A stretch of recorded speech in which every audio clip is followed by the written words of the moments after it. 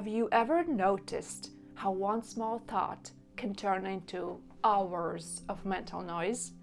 You replay conversations. You imagine different outcomes. You analyze things you said days ago. And even when you tell yourself, stop thinking about it, your mind keeps going. It feels like your brain has a switch that you simply can't turn off. If this happens to you, you might believe you lack discipline or mental control, but the truth is something very different. Overthinking doesn't happen because your mind is weak. It happens because your brain is trying to protect you. Today, I want to explain why overthinking feels impossible to stop, and why understanding this changes how you deal with it. The human brain dislikes uncertainty. From a survival perspective, uncertainty meant risk. Not knowing what might happen could mean danger, rejection, or loss. So your brain developed a strategy: think more, predict more, prepare more. When something feels unclear, a message unanswered, a decision unfinished, a future unknown, your brain tries to solve it by analyzing every possibility. It believes if it thinks long enough, it can prevent mistakes. But many modern problems don't have instant answers. And when answers don't appear, the brain keeps searching. That's where overthinking begins. Overthinking feels productive. You feel like you're doing something important.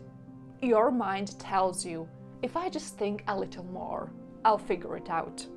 But thinking and solving are not always the same. Often, overthinking repeats the same thoughts in slightly different forms. You're not moving toward clarity, you're moving in circles. The brain prefers thinking over uncertainty because thinking creates a sense of control. Even stressful thinking feels safer than accepting I don't know yet. Many people respond to overthinking by fighting their thoughts. They say, don't think about it, calm down, just stop. But the brain doesn't respond well to pushing thoughts away. When you try not to think about something, your brain checks repeatedly to see if the thought is gone. And every check brings the thought back. It's like trying to push a ball underwater. The harder you push, the stronger it returns. Overthinking grows not because thoughts are powerful, but because resistance keeps them active. Real problem solving leads to action. Overthinking delays action. Your brain keeps searching for the perfect answer before moving forward, but perfection rarely exists. So decisions stay unfinished, conversations keep repeating in your mind, and possibilities stay endless. The mind believes more thinking equals better outcomes.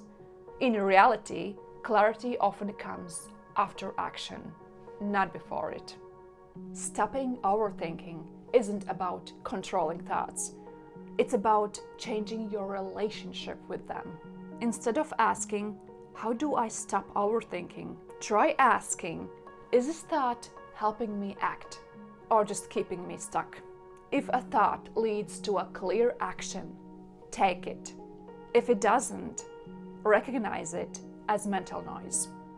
Thoughts are events happening in your mind, not commands you must follow.